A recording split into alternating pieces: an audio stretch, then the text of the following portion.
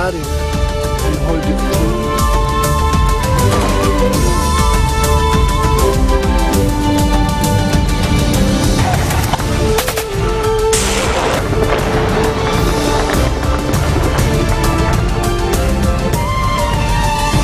Nouvelle édition de la rédaction, merci d'être au rendez-vous. À la une de l'actualité, regain de tension à la frontière libano-syrienne. L'armée a bombardé des positions de groupes djihadistes dans les zones reculées d'Ersal. Notre armée a les capacités de combattre le terrorisme, ce sont les mots de Gebran Bassil, le ministre des Affaires étrangères, en tournée dans la Bekaa. Attentat suicide revendiqué par l'État islamique près de la ville de Misrata, dans le nord-ouest de la Libye. Il y a 5 morts, des membres d'une milice proche du pouvoir contestés à Tripoli. Et les Boliviens célèbrent la fête du Grand Poder à La Paz. C'est près de 40 000 danseurs et 20 heures de défilé. Et cette fois sans décolleté, en l'honneur de Jésus du Grand Pouvoir. Regain de tension à la frontière libano-syrienne. L'armée a bombardé des positions de groupes djihadistes dans les zones reculées d'Ersal. Plusieurs véhicules auraient été détruits. Plus tôt dans la journée, l'aviation syrienne avait bombardé le même secteur. À l'ombre des combats au Kalamoun entre le Hezbollah et les djihadistes, de nombreux observateurs craignent de voir les extrémistes syriens se réfugier dans la ville d'Ersal. Notre armée a les capacités de combattre le terrorisme. Ce sont les mots de Gebran Bassil, le ministre des Affaires étrangères, en tournée dans la Bekaa. Le ministre a en outre réitéré son appel à la nomination de nouveaux officiers à la tête de l'armée et des forces de sécurité intérieure. Non à la prorogation des mandats des responsables sécuritaires. C'est la position du chef du courant patriotique libre Michel Aoun qui s'en est pris au ministre de la Défense Samir Mokbel, tenu selon lui d'appliquer la loi et de nommer un commandant de l'armée. Le chef du CPL a dénoncé un complot orchestré par une partie du gouvernement contre son camp et contre le Liban. Lundi, le gouvernement devrait examiner le dossier des nominations aux postes sécuritaires.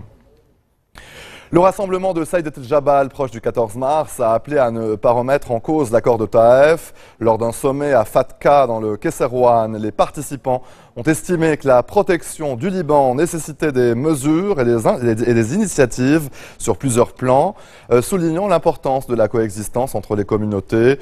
Le rassemblement a par ailleurs indiqué qu'un comité de suivi avec les chrétiens arabes avait été formé. Dans le reste de l'actualité régionale, à Palmyre, en Syrie, le groupe État islamique a détruit la plus grande prison du pays. Elle était l'un des symboles de la répression gouvernementale contre l'opposition syrienne depuis les années 80. Le récit de Myriam Amelal. Le seul nom de cette prison terrorisait les Syriens. Voici les rares images de la prison de Palmyre, filmées par l'organisation État islamique qui contrôle la ville depuis plusieurs jours. Cette forteresse en plein désert est le symbole de la répression du clan des Assad. Une destruction stratégique pour remporter la bataille de la communication face au régime qui a déjà perdu militairement la ville et sa cité antique. Dans cette vidéo de propagande, les djihadistes qui ont libéré les détenus font le tour des lieux avant d'en détruire les murs. Une destruction filmée et publiée sur le site de l'organisation terroriste. Ce n'est pas la première fois que les djihadistes libèrent des prisonniers. C'était l'une de leurs premières actions à Raqqa, la première ville du pays tombée entre leurs mains. L'opposition syrienne en exil, hostile aussi bien au pouvoir qu'à l'organisation terroriste, a regretté la destruction de ce symbole de la terreur qui efface une preuve de la criminalité du régime syrien. Attentat suicide près de la ville de Misrata dans le nord-ouest de la Libye. L'attaque revendiquée par l'État islamique a tué 5 personnes, des membres des forces de Fajr Libya, une milice loyale au Congrès national général qui a pris le pouvoir l'été dernier à Tripoli, poussant les autorités reconnues par la communauté internationale à s'exiler dans l'est du pays. Boko Haram n'a laissé passer que quelques heures après la prestation de serment du nouveau président nigérian Muhammadu Buhari. Une vingtaine de personnes sont mortes à Maiduguri. C'est dans cette ville que le président nigérian a dit vouloir installer un commandement militaire décentralisé pour coordonner la lutte contre le groupe islamiste. Le récit de Lucie Debiol. Le toit de la mosquée n'a pas résisté au souffle de l'explosion. Les débris jonchent le sol et les taches de sang sur les murs témoignent du carnage. Nous étions sur le point de faire nos ablutions et d'entrer dans la mosquée quand la bombe a explosé. Il y avait environ 40 personnes en train de prier à l'intérieur. C'est très difficile de trouver ne serait-ce qu'un survivant. L'attentat a eu lieu quelques heures après une offensive de Boko Haram sur Maïdougouri. Dans la nuit de vendredi à samedi, les combattants islamistes ont tiré des roquettes en rafale sur le sud de la ville avant d'être repoussés par l'armée nigériane. Ces deux attaques, coup sur coup, interviennent peu après l'investiture vendredi du nouveau président Muhammadu Buhari. À cette occasion, il a promis de se débarrasser de la secte islamiste, annonçant notamment l'installation d'un nouveau centre de commandement de l'armée à Maïdougouri. La ville est régulièrement visée par des attentats de Boko Haram. C'est ici qu'est née la secte en 2002, avant qu'elle ne se lance en 2009 dans des attaques sanglantes dans d'autres localités de la région. Allez rester des nôtres au retour de la pause élection régionale à valeur de test pour le Premier ministre italien Matteo Renzi.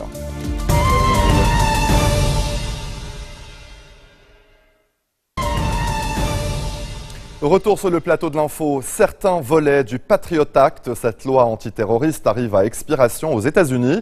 Elle pourrait être remplacée par le Freedom Act, un texte que le Sénat américain refuse pour l'instant d'approuver. La NSA pourrait perdre une partie de ses pouvoirs, faute d'un accord politique ce dimanche. Les explications de Juliette Lacharnay. L'Agence nationale de sécurité américaine prête à débrancher ses serveurs. Lundi minuit heure locale, date d'expiration du programme, la NSA devra stopper la collecte de certaines informations si aucun accord de dernière minute n'est trouvé d'ici là.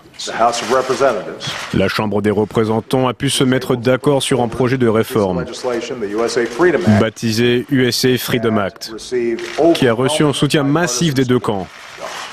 Il ne reste en travers de chemin qu'une poignée de sénateurs qui continuent de faire barrage. Cette réforme permettrait de poursuivre le stockage des métadonnées des appels téléphoniques via cette fois les opérateurs. Des informations comme l'horaire, la durée et le numéro d'un appel, des données utilisées jusqu'ici par les services de renseignement. Faute d'accord, le Sénat refuse toujours d'approuver cette réforme. Certains opposants la trouvent trop dure, d'autres encore, comme le sénateur Rand Paul, souhaitent encore sa disparition pure et simple. Mais pour la Maison-Blanche, le temps presse, notamment pour faire barrage à de nouvelles attaques terroristes. Ce programme controversé, révélé par l'affaire Snowden en 2013, avait défrayé la chronique. Il n'est pourtant pas, selon les spécialistes, l'outil de surveillance le plus important aux mains de la NSA, comme par exemple le programme PRISM. Ce dispositif, qui permet d'intercepter les communications de citoyens non américains, reste à l'abri des réformes. John Kerry, le secrétaire d'État américain, a eu un accident de vélo à la frontière franco-suisse en Haute-Savoie. Il a été hospitalisé à Genève. Il s'est cassé le fémur. Le département d'État américain annonce son retour aux États-Unis. John Kerry était en Suisse pour des discussions sur le nucléaire iranien. Lui et son homologue Zarif ont 30 jours pour trouver un accord définitif. Allez, en bref, dans le reste de l'actualité, élection régionale à valeur de test pour Matteo Renzi, le chef du gouvernement italien dont le parti est éclaboussé par un scandale de corruption, compte sur ce scrutin pour asseoir sa légitimité et faciliter l'adoption de sa réforme de l'éducation par le Sénat. Un scrutin à valeur de test également pour son prédécesseur Silvio Berlusconi, dont le parti Forza Italia se trouve en difficulté après l'annonce de départ d'une trentaine d'élus. Retour plutôt réussi d'opposition dans la rue au Venezuela. Ils étaient des milliers à Caracas à avoir répondu à l'appel à manifester de l'opposant Leopoldo López, incarcéré depuis plus d'1 an. La rue exige sa libération ainsi que celle d'étudiants en détention, mais aussi une date précise des prochaines législatives prévues fin 2015. En Russie, plusieurs militants gays ont été interpellés pendant une manifestation non autorisée à Moscou. Le rassemblement a tourné court quand ils ont été agressés par un groupe de manifestants. La police est intervenue et a procédé à des arrestations.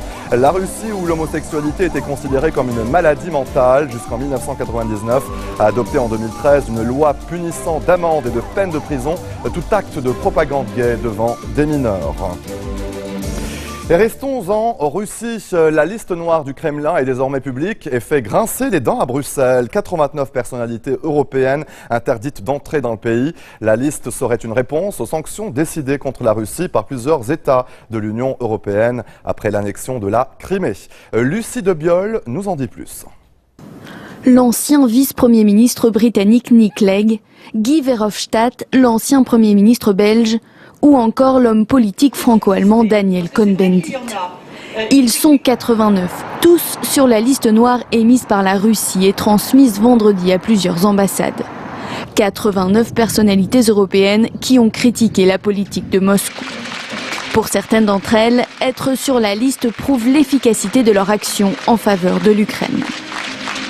Cela prouve simplement que l'Union européenne doit continuer à s'opposer à la politique impérialiste de la Russie. Et cela montre aussi que les sanctions doivent rester en place. Elles doivent même être renforcées. Selon une porte-parole de la diplomatie européenne, plusieurs responsables européens avaient déjà été refoulés ces derniers mois.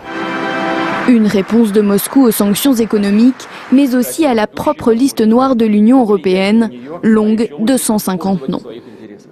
Dans le face-à-face entre la Russie et l'Europe en Ukraine, cette nouvelle liste est pour le ministre allemand des Affaires étrangères une entrave au processus de paix. À un moment où nous essayons de désamorcer un conflit âpre et dangereux au cœur de l'Europe, cela n'aide pas. L'ambassadeur russe auprès de l'Union européenne a confirmé l'existence de la liste, tout en précisant que personne n'y avait été placé par hasard. 11 ans après son sacre à l'UMP en 2004, Nicolas Sarkozy a été investi à la tête du mouvement Les Républicains, le nouveau nom du principal parti d'opposition français, définitivement entériné lors d'un congrès fondateur à Paris. Lors d'un discours aux intonations de campagne présidentielle, Sarkozy a pilonné la gauche, accusé d'avoir trahi la République. Le récit de Laure Wagner.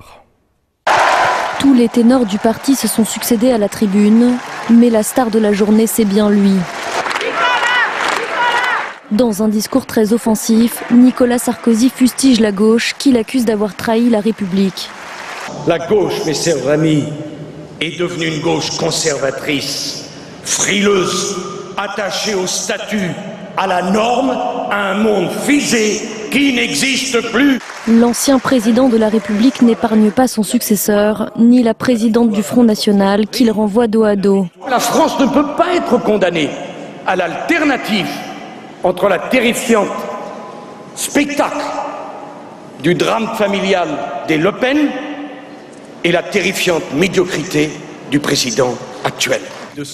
Face à eux, ils prônent le rétablissement de l'autorité, de la valeur travail et de l'éducation, s'attirant les applaudissements des milliers de militants venus assister à ce congrès refondateur. Même accueil chaleureux pour Bruno Le Maire, son ancien adversaire dans la course à la présidence du parti. Mais tous n'ont pas été applaudis. François Fillon a été hué par les militants. Quant à Alain Juppé, des sifflets ont retenti lorsqu'il est monté à la tribune. Le maire de Bordeaux, coutumier de la chose, a tenu à affirmer sa détermination à travailler au sein de son parti. Certains d'entre vous me sifflent. Certains. Ça me fait de la peine. Mais ça ne change pas ma détermination. Vous êtes ma famille.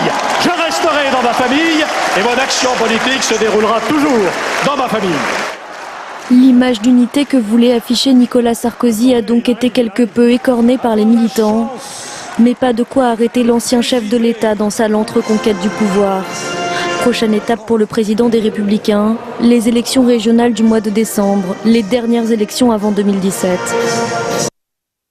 Décolleté interdit, c'est le mot d'ordre cette année pour la fête du Grand Podeur à La Paz en Bolivie, la plus grande manifestation culturelle et folklorique de la ville. C'est près de 40 000 danseurs et 20 heures de défilé en l'honneur de Jésus du Grand Pouvoir. Une fête qui mêle foi catholique et croyances amérindiennes et dont la première édition remonte à 1922. Des consignes puritaines et inhabituelles qui visent à faire reconnaître la fête par l'UNESCO.